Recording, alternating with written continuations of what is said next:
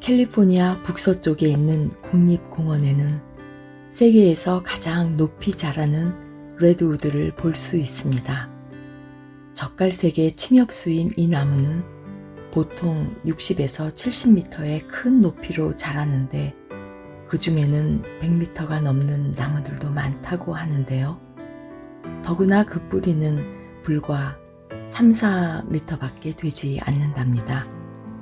이 지역은 단단한 안반이 자리한 지형이기에 쉽게 뿌리내리기 어려운 환경인데 어떻게 레드우드 이 나무는 이러한 척박한 환경에서 길지 않은 뿌리를 내리고도 울창하고 큰 숲을 만들어 살아올 수 있었던 걸까요? 그것은 나무들의 뿌리가 서로 연결되었기 때문입니다. 뿌리를 아래로 깊이 내리지 못하니 마치 맞잡은 손처럼 서로를 붙들어주며 지탱하는 굉장한 힘으로 그렇게 오랜 세월 거센 비바람에도 쓰러지지 않고 버티며 살아온 것이지요. 비가 오지 않는 시기에도 연결된 뿌리를 통해 서로 부족한 영양분을 나누며 견뎌낸다고 합니다. 레드우드 나무의 이야기는 뿌리끼리에 연결된 힘으로 서로를 지지해주는 성도들 간의 아름다운 연합을 떠올리게 합니다. 그런데 저는 한 가지 다른 묵상을 해보았습니다. 겉으로 드러나는 것은 뿌리가 아니지요.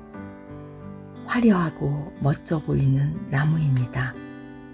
뿌리는 땅속의 그 모습을 드러내지 않고 살기에 아무도 쉽게 볼 수 있지는 않습니다.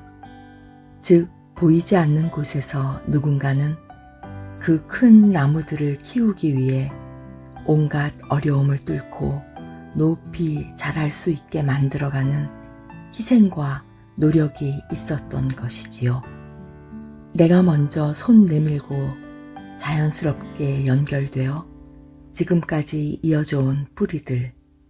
저에게는 마치 그것이 먼저 믿은 자들의 낮아짐과 다른 성도들 간의 연합을 위해 스스로를 희생하며 때로는 물러설 줄 아는 지혜처럼 느껴졌습니다. 교회 안에는 여러 다양한 사람들이 모여 있습니다. 주님을 믿었던 시간들도 다 다르고 주님을 사랑하는 마음에도 조금씩은 다른 이유가 있을지 모르지요. 몇 대를 이어져 온 신앙을 가진 분들도 있으며 바로 어제 복음을 받아들이고 뜨거운 마음을 안고 나온 성도들도 있을 겁니다. 아직은 교회나 그 안에서 만나는 사람들이 낯설을 수 있고요.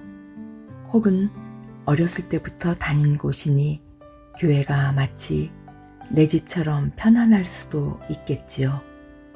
그러니 주님의 집인 교회에 먼저 온 누군가가, 예수님을 나의 주로 먼저 영접한 누군가가, 오랜 믿음의 삶을 살아온 누군가가 마치 레드우드의 뿌리처럼 드러나지 않게, 소리나지 않게 나중 온 분들을 챙겨주고 보듬어주며 사랑의 수고를 기꺼이 먼저 나서서 해주는 믿음의 선배가 되었으면 하는 마음입니다. 그래서 이제 막 신앙이 자라고 있는 그들이 높고 아름다운 단단한 믿음의 역사를 이루어 갈 때까지 조용히 소망의 인내와 사랑의 수고를 아끼지 않는 것이지요.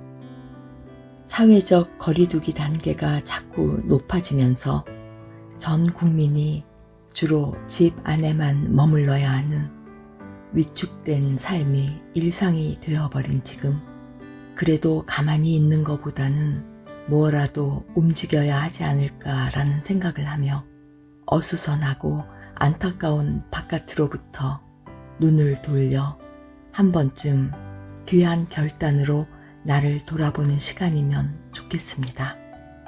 그래서 레드우드처럼 주님의 이름만이 높이, 더 높이 찬양받으시는 그런 소망을 저부터 꿈꾸는 한 주간이 되고 싶습니다. 아침의 쉼표 황미경 사모였습니다.